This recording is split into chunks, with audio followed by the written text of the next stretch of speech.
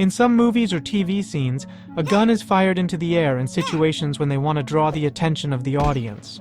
Then, with the sound of the gunshot, the surrounding grows very quiet.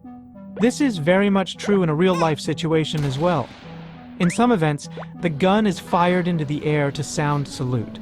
But when a gun is fired into the open air, aren't you curious as to what happens to the bullet?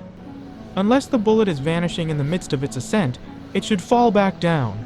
In which case, isn't it possible for someone to get hit? If a gun is fired up in the air, the bullet will ascend at an incredible speed.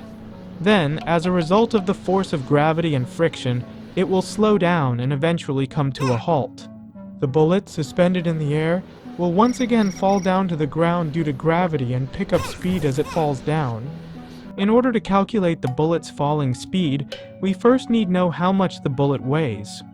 Every bullet weighs differently depending on the type of gun used. So let's take the M16 as an example, and say that the bullet weighs approximately 4 grams. And when we assume that the gun's firing range is roughly 1 kilometer, the bullet will fall down at an approximate speed of 140 meters per second based on the formula of velocity. But once it reaches a certain speed, the force of gravity and resistance balance out, resulting in a net force of 0, a state of constant velocity without acceleration. This is called the terminal velocity, which means the maximum velocity that an object falling through a fluid can reach. Every bullet's terminal velocity differs depending on its weight, but with M16, a bullet can reach roughly 45 meters per second. If you are hit by a 4-gram bullet at the speed of 45 meters per second, it might hurt, but not to the extent that it is fatal. If this is hard to grasp, imagine a 4-gram weight falling at the speed of 45 meters per second. But the problem lays in whether or not the gun was fired vertically upright. In reality, when a gun is fired into the air rather than aiming it upright, it is slightly angled forward. This makes for a completely different situation. For one, the height to which the bullet can reach will be much lower, and the bullet will partially maintain the rotation from firing.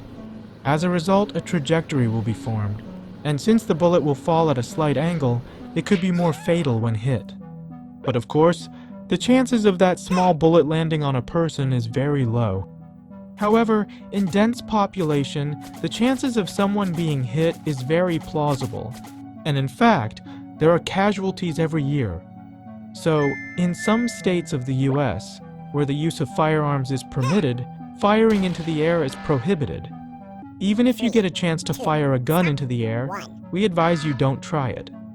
Did this satisfy your curiosity?